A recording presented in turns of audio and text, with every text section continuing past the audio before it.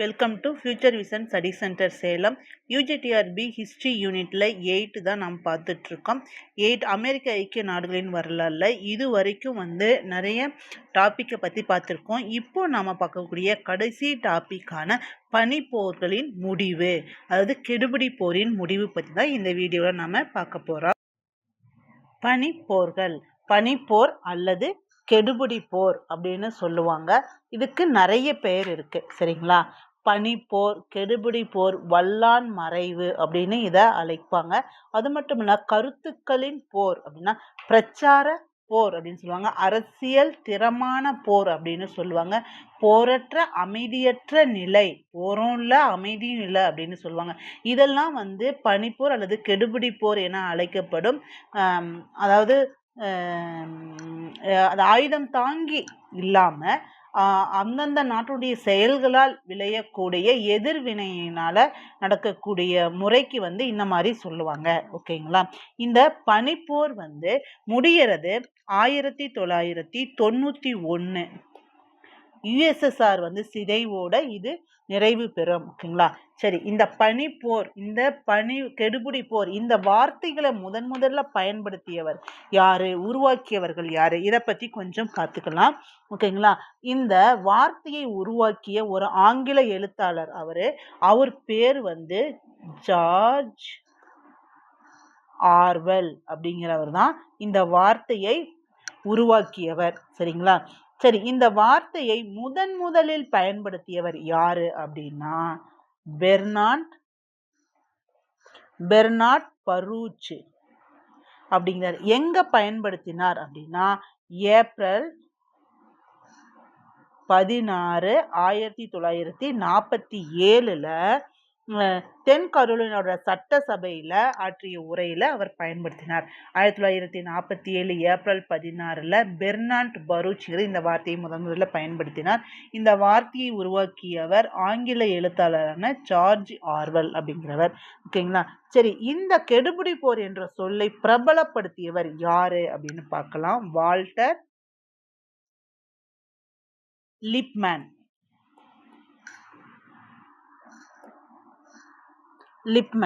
இவர் ஒரு நூல் எழுதுறார். என்ன அப்படின்னா பனிப்போர் அப்படிங்கிற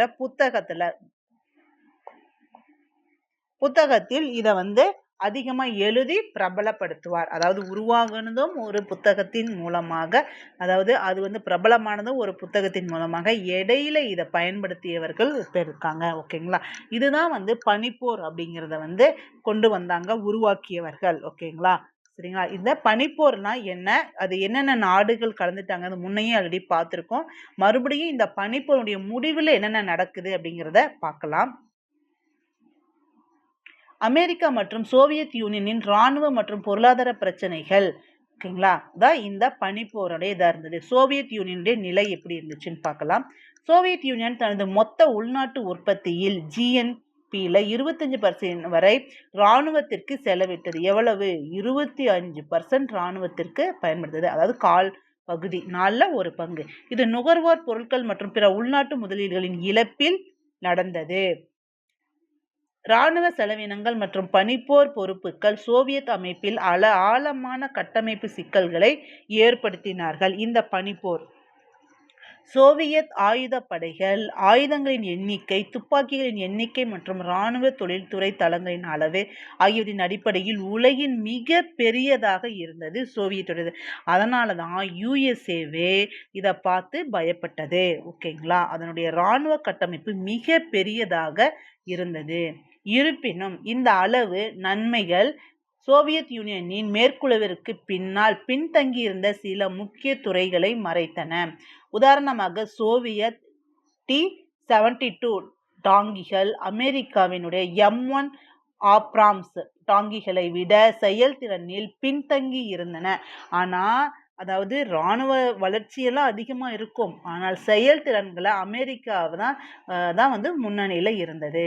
அமெரிக்காவின் நிலை 1980களின் தொடக்கத்தில் சோவியத் யூனியன் இராணுவ பலம் அமெரிக்காவை விஞ்சி இருந்தது. சோவியத் ஆப்கானிஸ்தான் படையெடுப்புக்கு பிறகு அமெரிக்க ஜனாதிபதி கார்டர் இராணுவ பலத்தினை பெருமளவில் அதிகரிக்க தொடங்கினார். ஏன்னா இந்த சோவியத் ஆப்பிரிக்கனுடைய படையெடுப்புல சோவியத்தினுடைய படை பலத்தை அவர் பார்த்தாரு. ரீகன் நிர்வாகத்தின் கீழ் 1981 GNP-யில் 5.3% இருந்த இராணுவ செலவு 1986 6.5% உயர்த்தப்பட்டது. பாருங்க, USSR-உடைய இராணுவ செலவு 25% இருந்தது. இது பாருங்க எவ்வளவு பர்சன்ட் இருந்ததுன்னு. இது அமெரிக்கா வரலாற்றிலேயே அமைதி காலத்தில் ஏற்படும் மிகப்பெரிய பாதுகாப்பு விரிவாக்கமாகும். ரீகன் B-1 லான்சர் திட்டத்தை மீண்டும் தொடங்கினார். LGM-118 பீஸ்கீப்பர் ஏவுகணைகளை உற்பத்தி செய்தனர். மிக பெரிய ஏவுகணைகள் அதெல்லாம். ஐரோப்பாவில் அமெரிக்கா தனது குரூஸ் ஏவுகணையை நிறுவியது. SBI எனப்படும் ஸ்டார் வார்ஸ் திட்டத்தை அறிவித்தார். ஓகேங்களா, ஸ்டார் வார்ஸ் திட்டத்தை அறிவித்தார். பனிப்போர் 2ஆம் காலகட்டம். பனிப்போர் 2 அப்படின்னு என்னன்னு பார்க்கலாம். சோவியத் யூனியன் RSD 10 முன்னோடி பாலிஸ்டிக் ஏவுகணைகளை மேற்கு ஐரோப்பாவை இலக்காக கொண்டு நிறுத்தியது. பதிலுக்கு நோட்டா, MGM-31, பெர்சிங் மற்றும் குரூஸ் ஏவுகணைகளை ஐரோப்பாவில் குறிப்பாக மேற்கு ஜெர்மனியில் நிறுவியது. இந்த ஏவுகணைகள் மாஸ்கோவிலிருந்து வெறும் 10 நிமிட தாக்குதல் தூரத்தில் இருந்தன. ரீகனின் இராணுவ விரிவாக்கத்திற்கு சோவியத் யூனியன் இராணுவத்தை மேலும் விரிவுபடுத்த பதிலளிக்கவில்லை. அதாவது மேலும் விரிவுபடுத்தணுங்கிற எண்ணம் இருந்தது. ஏனெனில் இராணுவ செலவுகள், போர்த்திறன் குறைந்த உற்பத்தி மற்றும் கூட்டு விவசாயம் ஆகியவை சோவியத்தின் பொருளாதாரத்துக்கு பெரும் சுமையாக இருந்தன. இதனால சோவியத் விரிவுபடுத்த பதிலளிக்கவில்லை. அதே நேரத்தில் சவுதி அரேபியா தனது எண்ணெய் உற்பத்தியை அதிகரித்தது. இதனால் 1980களில் எண்ணெய் விலை பெருமளவில் குறைந்தது. இது சோவியத் யூனியன் ஏற்றுமதி வருவாயை கடுமையாக பாதித்தது. எண்ணெய் விலை குறைவு மற்றும் அதிக இராணுவ செலவினங்கள் சோவியத்தின் பொருளாதாரத்தை தேக்க நிலைக்கு தள்ளின. எண்ணெய் அதிகமா வாங்கணும் இல்லைங்களா, அதனால சோவியத்தினுடைய பொருளாதாரம் தேக்க நிலையை அடைந்தது.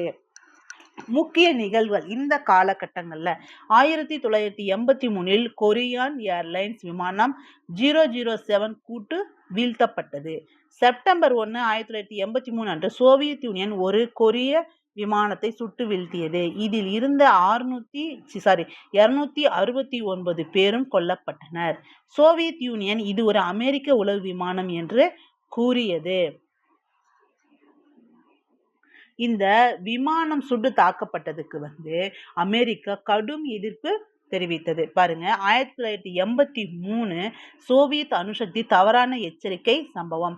செப்டம்பர் 26, 1983 அன்று சோவியத் அமைப்புகள் பல கண்டம் விட்டு கண்டம் பாயும் ஏவுகணை ரஷ்யாவை நோக்கி வருவதாக தவறான எச்சரிக்கையை அறிவித்தன.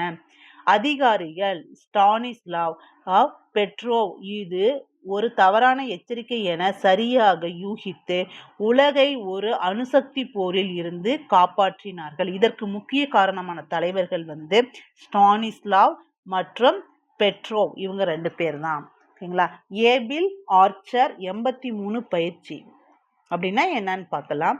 நவம்பர் 1983 நடந்த இந்த நேட்டோ இராணுவ பயிற்சி சோவியத் தலைவர்களை அணுசக்தி தாக்குதல் வரவிருப்பதை நம்ப வைத்தது. இது கியூபா ஏவுகணை நெருக்கடிக்கு பிறகு மிகவும் ஆபத்தான தருணமாக கருதப்பட்டது.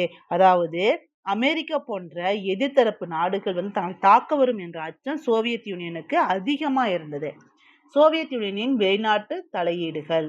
சோவியத் யூனியன் ஆப்கானிஸ்தானில் தலையிட்டது. ஆனால் America, China, Britain, Saudi Arabia மற்றும் பாகிஸ்தான் உதவிய முஸ்லிம் கொரில்லா போராளிகள் கடுமையான எதிர்ப்பை தெரிவித்தனர். ஆப்கானிஸ்தான சோவியத் யூனியன் தலையிட்டது. ஆனால் இவ்வளவு நாடுகளும் அதற்கு எதிர்ப்பு தெரிவித்தன. இது சோவியத் யூனியனுக்கு சோவியத் வியட்நாம் என அறியப்பட்டது. ஆப்கானிஸ்தான் போர் சோவியத் அமைப்பின் உள்நாட்டு சிதைவுடன் ஒத்து போனதால் இது மிகவும் பேரழிவு காரணமாக அமைந்தது. பேரழிவுக்கு இதுதான் காரணமாக இருந்தது. அமெரிக்காவின் மிக பெரிய தவறு ஆப்கானிஸ்தானுடன் போர் புரிந்தது. பனிப்போரின் இறுதி ஆண்டுகள் 1985 to 1991. கார்பசேவின் சீர்திருத்தங்கள். 1985 மிக்கைல் கார்பசேவ் சோவியத் பொதுச் செயலராக பதவியேற்றார். சோவியத் பொருளாதாரம் தேக்க நிலையில் இருந்தாலும் எண்ணெய் விலை வீழ்ச்சியால் வெளிநாட்டு நாணய வருவாய் குறைந்ததாலும் அவர் சீர்திருத்தங்களை மேற்கொள்ள முடிவு செய்தார். இவ்வளவு பொருளாதார நெருக்கடி இருந்தாலும் சீர்திருத்தங்களை அவர் மேற்கொள்ள செய்தார். அதன்படிதான் பெரெஸ்ட்ரோய்கா அப்படிங்கிற மறுசீரமைப்பு. இது பொருளாதார சீர்திருத்தம். பெரோஸ்ட்ரைக்கா பொருளாதார சீர்திருத்தம். உற்பத்தி முதலீடு குறைகளை தளர்த்தியது, சிறு தொழில்களுக்கு கூட்டுறவு உரிமையை அனுமதித்தது மற்றும் வெளிநாட்டு முதலீட்டுக்கு வழிவகுத்தது. அதாவது பொருளாதார ரீதியாக USSR செழுமைப்படுத்துவதற்காக இந்த திட்டம் கொண்டு வரப்பட்டது. அடுத்தது கிளாஸ்நோஸ்ட், வெளிப்படை தன்மை. இந்த சீர்திருத்தம் பத்திரிகை சுதந்திரத்தையும் அரசு நிறுவனங்களின் வெளிப்படைத்தன்மையையும் ஆதரித்தது. இது கம்யூனிஸ்ட் கட்சியின் ஊழலை குறைக்கவும் அதிகார துஷ்பிரயோகத்தை மிதப்படுத்தவும் நோக்கமாக கொண்டது. அதாவது அரசியல் சீர்திருத்தம் அப்படின்னா கிளாஸ்நோஸ்ட் அப்படிங்கிறது. ஓகேங்களா. அடுத்தது உறவுகளில் முன்னேற்றம். கோர்பசேவ் இராணுவ மற்றும் அரசியல் சலுகைகளுக்கு பதிலளிக்கும் விதமாக ரீகன் பொருளாதார பேச்சுவார்த்தைகளையும் ஆயுத குறைப்பு பேச்சுவார்த்தைகளையும் புதுப்பிக்க ஒப்புக்கொண்டார். இதை புதுப்பிக்கதான் இந்த ரீகன் பொருளாதார பேச்சுவார்த்தை கொஞ்சம் அமெரிக்கா இந்த USSRக்கு கடுமையான பாதிப்புகளை ஏற்படுத்தியது. 1987 INF ஒப்பந்தம். ரீகன் மற்றும் கார்பசேவ் கையெழுத்திட்ட இந்த ஒப்பந்தம் 500 முதல் 5500 கிலோமீட்டர் வரையிலான வரம்பில் உள்ள அனைத்து அணுசக்தி ஏவுகணைகளையும் அகற்றியது. 1988 சோவியத் யூனியன் எண்ணெய் மற்றும் எரிவாயு மானியங்கள் மற்றும் துருப்புக்களை பராமரிக்கும் செலவு ஒரு பொருளாதார வடிகால் என்பதை உணர்ந்தது. கிழக்கு ஐரோப்பாவில் உள்ள செயற்கைக்கோள்கள் நாடுகளின் விவகாரங்களில் இனி தலையிட மாட்டோம் என்று அதிகாரப்பூர்வமாக அறிவித்தது இந்த ஒப்பந்தம் தான். ஓகேங்களா, ரொம்ப முக்கியம். 1987 INF ஒப்பந்தம். 1989 சோவியத் படைகள் ஆப்கானிஸ்தானிலிருந்து பின்வாங்கின. அதே ஆண்டு பெர்லின் சுவர் மற்றும் இரும்பு திரை நிகழ்ந்தது. அதாவது கிழக்கு ஜெர்மனி மேற்கு ஜெர்மனிங்கிற 2 இது இருந்தது இல்லைங்களா. அதாவது பொருளாதார தடை கூட வச்சதுனால தரைவெளி அடைக்கப்பட்டதுனால வான்வெளியில கொடுத்தாங்க இல்லைங்களா. அந்த மாதிரி அதுதான் பெர்லின் சுவர். அந்த பெர்லின் சுவர் அகற்றப்பட்டது. என்ன வருஷம்னா 1989. 1989 டிசம்பர் 3 அன்று கார்பசேவ் மற்றும் புஷ் மால்டா உச்சி மாநாட்டில் பனிப்போர் முடிவுக்கு வந்ததாக அறிவித்தனர். பனிப்போர் முடிவுக்கு வந்ததாக அறிவித்த தலைவர்கள் யாரு அப்படின்னா கார்பசேவ் மற்றும் புஷ் மால்டா. எப்போ? டிசம்பர் 3, 1989. கிழக்கு ஐரோப்பிய நாடுகள் பிரிந்து செல்லுதல். பாருங்க, கிழக்கு ஐரோப்பிய நாடுகள் பிரிந்து செல்லுதல். 1989 போலந்து மற்றும் ஹங்கேரியில் கம்யூனிஸ்ட் அரசாங்கத்தின் முதல் முறையான போட்டித் தேர்தல்களை நடத்த ஒப்புக்கொண்டன. செக்கோஸ்லோவியா மற்றும் கிழக்கு ஜெர்மனியில் மக்கள் போராட்டங்கள் கம்யூனிஸ்ட் தலைவர்களை பதவியிலிருந்து நீக்கின. பல்கேரியா மற்றும் ருமேனியாவில் உள்ள கம்யூனிஸ்ட் ஆட்சிகளும் சேர்ந்தன. அதாவது கம்யூனிஸ்ட் ஆட்சிகளை பரப்பி வந்த USSR கொஞ்சம் வீழ்ச்சி ஆனதுக்கு அப்புறம் இந்த ரீகன் கோர்பசேவ் ஒப்பந்தத்துக்கு அப்புறம் கம்யூனிஸ்ட் ஆட்சியில் இருந்த நாடுகள் தங்களுடைய கம்யூனிஸ்ட் இதுல இருந்து விலகிட்டாங்க. ஆகஸ்ட் 1989 ஹங்கேரி ஆஸ்திரிய எல்லையில் நடந்த பான் ஐரோப்பிய பிக்னிக் இரும்பு திரையின் வீழ்ச்சிக்கு வழிவகுத்தது. கிழக்கு ஜெர்மனியிலும் ஆயிரக்கணக்கான மக்கள் ஹங்கேரி வழியாக மேற்கு ஐரோப்பாவிற்கு தப்பிச் செல்ல இது ஒரு அமைதியான இயக்கத்தை தொடங்கியது. இதுதான் அதாவது சோவியத் யூனியனுடைய கம்யூனிஸ்ட் பரவல் கொஞ்சம் கொஞ்சமா மாறிக்கிட்டு வந்தது. சோவியத் யூனியனின் சிதைவு. 1989 இருந்த சோவியத் குடியரசுகள் தங்கள் பிரதேசங்களின் மீது இறையாண்மையை அறிவிக்க தொடங்கின. ரஷ்யாவில் போரிஸ் எல்சின் தேர்ந்தெடுக்கப்பட்டு ரஷ்யாவின் இறையாண்மையை அறிவித்தார். மார்ச் 11, 1990 அன்று லித்துவேனியா சோவியத் ஆக்கிரமிப்பு சட்டவிரோதமானது என்று கூறி தனது சுதந்திரத்தை மீட்டெடுத்தது. சோவியத் படைகள் இதை தடுக்க முயன்றன. ஆனால் இந்த நடவடிக்கைகள் பிரிவினைவாதிகளுக்கு சர்வதேச ஆதரவை மட்டும் அதிகரித்தது. அது முடியல. ஆகஸ்ட் 1991 கம்யூனிஸ்ட் அரசின் வன்முறையாளர்கள் ஒரு சதி புரட்சியை நடத்த முயன்றனர். ஆனால் அதுவும் தோல்வியில் முடிந்தது. இந்த தோல்விக்கு பிறகு போரிஸ் எல்சின் ஒரு ஹீரோவாக பார்க்கப்பட்டார். கோர்பச்சேவின் அதிகாரம் முடிவுக்கு வந்தது. ஆகஸ்ட் 1991 லாட்வியா மற்றும் எத்தோனியா தங்கள் முழு சுதந்திரத்தை மீட்டெடுத்தன. டிசம்பர் 25, 1991 அன்று சோவியத் யூனியன் சிதைந்தது. அதிலிருந்து 15 நாடுகள் உருவாகின. எத்தனை நாடுகள்? 15 நாடுகள். அதே மாதிரி பாருங்க, லாட்வியா எத்தோப்பியா எப்ப பிரிஞ்சது? ஆகஸ்ட் 1991. ஓகேங்களா? அதே மாதிரி லிதுவேனியாவில் 1990 மார்ச் 11 ஓகேங்களா? ரஷ்யா ஐக்கிய நாடுகள் சபையில் சோவியத் யூனியன் நிரந்தர உறுப்பினர் பொறுப்பையும் அணுசக்தி, இரும்பு மற்றும் ஆயுத படைகளின் கட்டுப்பாட்டையும் ஏற்றது. 1992 ஜனாதிபதி ஜார்ஜ் H.W. புஷ் கடவுளின் அருளால் அமெரிக்கா பனிப்போரில் வெற்றி பெற்றது என அறிவித்தது. இந்த பனிப்போரில் வெற்றி பெற்ற நாடு USA, அமெரிக்கா தான். சோவியத் யூனியன் 15 சிறு நாடுகளாக பிரிந்தது. ஓகேங்களா? இதுதான் பனிப்போரினுடைய முடிவு. இப்போ பார்த்த பனிப்போரினுடைய முடிவுல ஒரு ரீகால் பார்த்துக்கலாம்.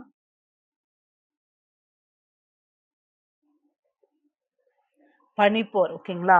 பனிப்போருடைய காலம் 2ஆம் உலகப் போர் முடிவுதிலிருந்து 1991 டிசம்பர் 25 USSR 15 நாடுகளாக சிதைவுறும் வரை நடைபெற்றது. ஓகேங்களா? இந்த பனிப்போரை யார் முதல்ல உருவாக்குனாங்க, யார் பிரபலப்படுத்தினாங்க, யார் பயன்படுத்தினாங்கள பற்றி முன்னாடி இப்போ சொல்லியிருக்கோம், பார்த்துக்கோங்க. இந்த சோவியத் யூனியனுடைய நிலை, அப்போதைய நிலை என்ன இருந்தது அப்படின்னா, சோவியத் மொத்த நாட்டு உற்பத்தியில் 25% இராணுவத்திற்கு செலவிட்டது. ஆனால் அமெரிக்கா 1981 5.3%, 1986 6.5% இராணுவ செலவுகளை உயர்த்தி இருந்தது. அதாவது ஒரு நாடுனுடைய வளர்ச்சி அல்லது ஒரு செயல்கள் இன்னொரு நாட்டை அந்த செயலை மிஞ்சும் அளவுக்கு செய்யும்படியா தோன்றியது பனிப்போர் காலங்கள்ல. பனிப்போருடைய 2ஆம் கட்டம் நிகழ்வும் நடந்தது. ஓகேங்களா? ரீகன் இறுதியா, இந்த 2ஆம் கட்டத்தினுடைய இறுதியா ரீகன் மற்றும் கார்பச்சோவனுடைய பேச்சுவார்த்தை ஒப்பந்தம் தான் ரொம்ப முக்கியப்பட்டிருக்கு. நம்ம 1983 இன்னொரு நிகழ்வு நடந்தது. அதான் கொரியன் ஏர்லைன்ஸ் விமானம். இந்த விமானம் 1983 செப்டம்பர் 1 சோவியத் யூனியன் ஒரு கொரிய விமானத்தை சுட்டு வீழ்த்தியது. இதுல 269 பேர் இறந்துட்டாங்க. இது அமெரிக்காவுடைய உளவு விமானம்னா சோவியத் யூனியனுக்குரியது. இந்த சம்பவங்களுக்கு பிறகு கொஞ்சம் சலசலப்புகள், பிரச்சனைகள் நீடித்து இருந்தன. ஓகேங்களா? ஏபிள் ஆர்ச் 83 பயிற்சி அப்படிங்கிறது இந்த நேட்டோ அமைப்பு நவம்பர் 1983 இராணுவ பயிற்சி சோவியத் தலைவர்களை அணுசக்தி தாக்குதல் விருப்பதாக நம்ப வைத்தது. இது கியூபா ஏவுகணை நெருக்கடிக்கு பிறகு மிகவும் ஆபத்தான தருணமாக மாறியது இந்த ஏபிள் ஆர்ச் 83 பயிற்சி தான். ஓகேங்களா? இந்த சோவியத்தினுடைய வெளிநாட்டு தலையீடுகள் இருந்தன. ஆனா அதுல முக்கியமா ஆப்கானிஸ்தானுடைய போர், இதை அமெரிக்கா, பிரிட்டன், பிரான்ஸ், சீனா எல்லா நாடுகளும் கண்டிப்பு செய்தன. ஓகேங்களா? அடுத்தது பனிப்போரின் இறுதி ஆண்டுகள்னா 1985, 1991. இதுல கார்பச்சேவ் 2 அரசியல் சீர்திருத்தத்திற்காகவும் பொருளாதார சீர்திருத்தத்திற்காகவும் 2 சீரமைப்பு திட்டங்களை கொண்டு வருவாரு. ஓகேங்களா? அப்பதான் 1987 INF ஒப்பந்தம், ரீகன் மற்றும் கார்பச்சேவுடைய ஒப்பந்தம். இந்த ஒப்பந்தம் தான் பனிப்போரை கிட்டத்தட்ட முடிவுற செய்தது அப்படின்னு சொல்லலாம். அதே மாதிரி கிழக்கு ஐரோப்பிய நாடுகள் பிரிந்து செல்லுதல், அதாவது சோவியத் யூனியனுடைய கம்யூனிஸ்ட் ஆட்சியிலிருந்து விடுதலை பெறுவதாக அறிவித்து ஒவ்வொரு நாளும் ஒவ்வொரு ஆண்டும் ஒவ்வொரு நாடுகளா பிரிவினைக்கு வழிவகுத்தன. அதனால கடைசியாக 1991 டிசம்பர் 25 USSR 15 நாடுகளாக பிரிந்ததுடன் பனிப்போர் முடிவுற்றது. இந்த பனிப்போரில் வெற்றி பெற்ற நாடு அமெரிக்கா. இதை தெரிவித்தவர் அப்போதைய ஜனாதிபதியாக இருந்த ஜார்ஜ் H.W. புஷ் அவர்கள். ஓகேங்களா? அடுத்தது ஒரே ஒரு டாபிக் இருக்கு. என்ன அப்படின்னா அமெரிக்கர்களோட காலக்கொடு. அதாவது இதுவரைக்கும் ஆரம்பத்துல இருந்து அங்கு குடியேறிய ஐரோப்பிய நாட்டினர்கள், அமெரிக்காவை கண்டுபிடிச்சதுல இருந்து அதுக்கும் அப்புறம் அங்கு குடியேறிய ஐரோப்பியர்கள் மற்றும் உலக நாட்டினர்கள் வரைக்கும் வந்து நம்ம ஆரம்பிச்சு இப்போ பனிப்போரின் முடிவு வரைக்கும் நம்ம இவ்வளவு டாபிக் வைஸா இவ்வளவு விஷயங்களை பார்த்துருக்கோம் இல்லைங்களா? அதெல்லாம் ஷார்ட்டா ஒரு 10 நிமிஷத்துல அடுத்தத வீடியோல நான் சொல்லிடுறேன். ஓகேங்களா? ரொம்ப இதுல முக்கியம் அப்படின்னா முக்கியமான குடியரசுத் தலைவர்கள், அவர்களுடைய காலங்கள் நடந்த சீர்திருத்தங்கள். ஓகேங்களா? வெளிநாட்டு மற்றும் உள்நாட்டு கொள்கை இது ரொம்ப ரொம்ப முக்கியம். அதாவது எத்தனாவது பிரசிடென்ட், இது எல்லாமே இந்த யூனிட் உள்ள நான் சொல்லியிருக்கேன், பார்த்துக்கோங்க. இதுல எப்படி வேணாலும் கேட்கலாம். மேக்சிமம் வந்து போன யூஜிடி அப்படி என்ன கேட்டாங்கன்னா, அதாவது இங்கிலாந்து, சீன, ஜப்பானிய வரலாறு மற்றும் அமெரிக்க வரலாறு மேட்சிட்டு தான் அதிகமாக கேட்டாங்க. இயரு, நாலு, வருஷம், புது யூனிட்டு டஃப்பாக கேட்க மாட்டாங்க அப்படின்லாம் நினைக்க வேணாம். அவங்களுக்கு தேவை காம்படேட்டிவை குறைக்கணும் அதுங்கிறது மட்டும்தான். அதனால கொஸ்டினை எப்படி வேணாலும் கேட்கலாம். எல்லாத்துக்கும் நாம தயாரா இருந்துக்கணும். புது யூனிட்டா இருக்கனால திரும்ப திரும்ப படிக்கணும். இன்னொரு விஷயம் என்னன்னா, நம்ம இந்தியன் ஹிஸ்டரியோடவும் தமிழ்நாடு ஹிஸ்டரியோடவும் கம்பேர் பண்ணி பார்த்து அந்த தலைவர்கள், குடியரசுத் தலைவர்கள் இந்தியாவில் அந்த காலத்துல யாரு இருந்தாங்க, அப்போ அமெரிக்காவில் யாரு இருந்தாங்க, இந்த மாதிரி நம்ம கம்பேர் பண்ணி படிச்சோம்னா ரொம்ப ஈஸியா இந்த யூனிட்லயும் நம்ம மார்க் வாங்கிடலாம். ஆனா அமெரிக்கன் யூனிட் வந்து கொஞ்சம் பெரிய யூனிட் தான். பேரும் கொஞ்சம் வித்தியாசமா இருக்கும். சட்டங்கள், இந்த அரசியல் அமைப்பு இதெல்லாம் கொஞ்சம் வித்தியாசமா தான் இருக்கும். திரும்ப திரும்ப படிக்கிறதுனால அந்த வித்தியாசங்கள்ல நம்ம அந்த அளவுக்கு டிஃபரன்ஸ் தெரியாம பார்த்துக்கலாம். Okay, thank you.